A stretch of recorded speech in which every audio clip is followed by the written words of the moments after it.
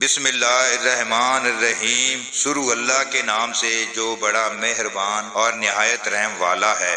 باب نمبر 10، بیت الخلاء کے پاس پانی رکھنا۔ حدیث نمبر 143، حضرت ابن عباس رضی اللہ عنہ سے روایت ہے، ایک دفعہ نبی صلی اللہ علیہ وآلہ وسلم بیت الخلاء گئے تو میں نے آپ کے لیے وضو کا پانی رکھ دیا۔ آپ نے باہر نکل کر پوچھا، یہ پانی کس نے رکھا ہے؟ آپ کو بتایا گیا تو آپ نے فرمایا، اے اللہ اسے دین کی سمجھ عطا فرما۔ باب نمبر 11، قضائے حاجت کے وقت قبلہ رخ نہ بیٹھا جائے الا یہ کہ کوئی عمارت ہو جیسے دیوار وغیرہ۔ حدیث نمبر 144، حضرت ابو ایوب انصاری رضی اللہ عنہ سے روایت ہے، انہوں نے کہا رسول اللہ صلی اللہ علیہ وآلہ وسلم نے فرمایا، جب کوئی قضائے حاجت کے لیے جائے تو قبلے کی طرف نہ منہ کرے نہ پشت، بلکہ مشرق یا مغرب کی طرف منہ کیا کرو۔ باب نمبر 12، اینٹوں پر بیٹھ کر قضائے حاجت کرنا۔ حدیث نمبر 145، حضرت عبداللہ بن عمر رضی اللہ عنہ سے روایت ہے، وہ فرماتے ہیں، کچھ لوگوں کا خیال ہے کہ جب تم قضائے حاجت کے لیے بیٹھو تو بیت اللہ اور بیت المقدس کی طرف منہ نہ کرو۔ حالانکہ میں ایک دن اپنے گھر کی چھت پر چڑھا تو دیکھا کہ رسول اللہ صلی اللہ علیہ وآلہ وسلم قضائے حاجت کے لیے دو کچی اینٹوں پر بیت المقدس کی طرف منہ کر کے بیٹھے ہیں۔ حضرت ابن عمر نے واسع بن حبان سے کہا، شاید تم ان لوگوں میں سے ہو جو اپنی سرینوں پر نماز پڑھتے ہیں، یعنی زمین سے چمٹ کر۔ واسع نے کہا، واللہ میں نہیں جانتا کہ آپ کا مطلب کیا ہے۔ مالک کہتے ہیں، ابن عمر اس سے وہ شخص مراد لیتے ہیں جو نماز پڑھے اور زمین سے اونچا نہ ہو، سجدہ اس طرح کرے کہ زمین سے لگا رہے۔ باب نمبر 13، عورتوں کا قضائے حاجت کے لیے باہر جانا۔ حدیث نمبر 146، حضرت عائشہ رضی اللہ عنہا سے روایت ہے کہ نبی صلی اللہ علیہ وآلہ وسلم کی ازواج و محترات رات کو قضائے حاجت کے لیے مناسا کی طرف جاتی تھی، اس سے مراد کھلا میدان ہے۔ حضرت عمر رضی اللہ عنہ نبی صلی اللہ علیہ وآلہ وسلم کی خدمت میں عرض کیا کرتے تھے کہ آپ اپنی بیویوں کو پردے کا حکم دیں، لیکن رسول اللہ صلی اللہ علیہ وآلہ وسلم ایسا نہ فرماتے۔ چنانچہ ایک رات عشاء کے وقت نبی صلی اللہ علیہ وآلہ وسلم کی زوجہ محترمہ حضرت سودا بنت زما قضائے حاجت کے لیے باہر نکلی اور وہ قد آور تھیں، تو حضرت عمر رضی اللہ عنہ نے انہیں آواز دی اور کہا، اے سودا، ہم نے تمہیں پہچان لیا۔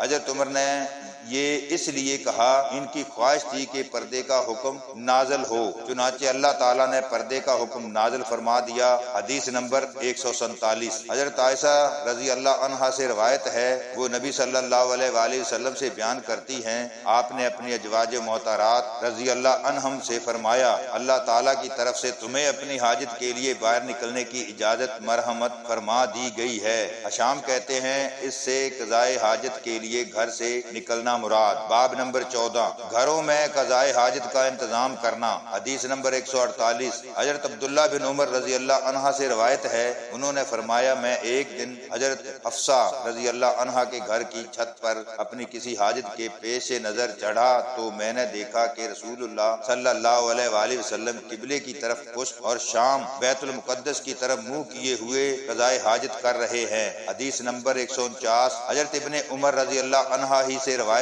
ہے، انہوں نے فرمایا، میں ایک دن اپنے گھر کی چھت پر چڑھا تو دیکھا کہ رسول اللہ صلی اللہ علیہ وآلہ وسلم دو اینٹوں پر بیٹھے بیت المقدس کی طرف منہ کیے قضائے حاجت کر رہے ہیں۔ باب نمبر 15، پانی سے استنجا کرنا۔ حدیث نمبر 150، حضرت انس رضی اللہ عنہ سے روایت ہے، انہوں نے فرمایا، نبی صلی اللہ علیہ وآلہ وسلم جب قضائے حاجت کے لیے نکلتے تو میں اور ایک اور لڑکا اپنے ساتھ پانی کا ایک برتن لے کر آتے۔ راوی حدیث حسام کہتے ہیں، یعنی رسول اللہ صلی اللہ علیہ وآلہ وسلم اس سے استنجا کرتے۔ باب نمبر 16، دوسرے شخص کی طہارات کے لیے پانی ہمراہ لے جانا۔ حضرت ابو الدرداء رضی اللہ عنہ نے فرمایا، کیا تمہارے ہاں قالین مبارک، آب طہارت اور تکیہ اٹھانے والا خادم موجود نہیں ہے؟ حدیث نمبر 151، حضرت انس رضی اللہ عنہ سے روایت ہے، انہوں نے فرمایا، رسول اللہ صلی اللہ علیہ وآلہ وسلم جب قضائے حاجت کے لیے باہر جاتے تو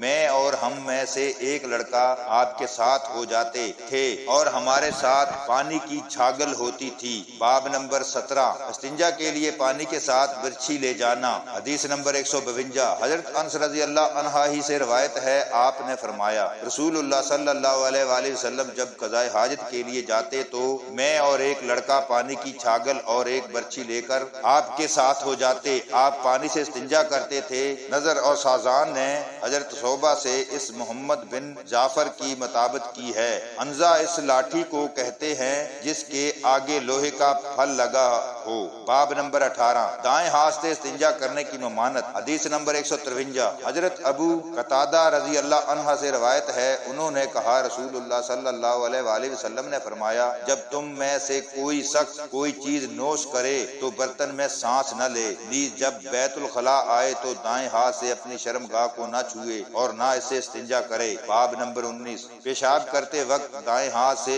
عضو مستور کو نہ پکڑے۔ حدیث نمبر 154 حضرت ابو قتادہ رضی اللہ عنہ سے روایت ہے، نبی صلی اللہ علیہ وآلہ وسلم نے فرمایا تم میں سے جب کوئی پیشاب کرے تو اپنے عضو مستور کو دائیں ہاتھ سے نہ تھامے اور نہ دائیں ہاتھ سے استنجا کرے اور نہ برتن میں سانس ہی لے۔ باب نمبر 20 ہیلوں سے استنجا کرنا۔ حدیث نمبر 155 حضرت ابو ہریرہ رضی اللہ عنہ سے روایت ہے، انہوں نے فرمایا ایک دن نبی صلی اللہ علیہ وآلہ وسلم قضاء حاجت کے لیے باہر گئے تو میں بھی آپ کے پیچھے ہو لیا۔ آپ کی عادت مبارکہ تھی کہ چلتے وقت دائیں بائیں نہ دیکھتے تھے۔ جب میں آپ کے قریب پہنچا تو آپ نے فرمایا مجھے ڈھیلے تلاش کر دو، میں ان سے استنجا کروں گا، یا اس کی مثل کوئی اور لفظ استعمال فرمایا، لیکن ہڈی اور گوبر نہ لانا۔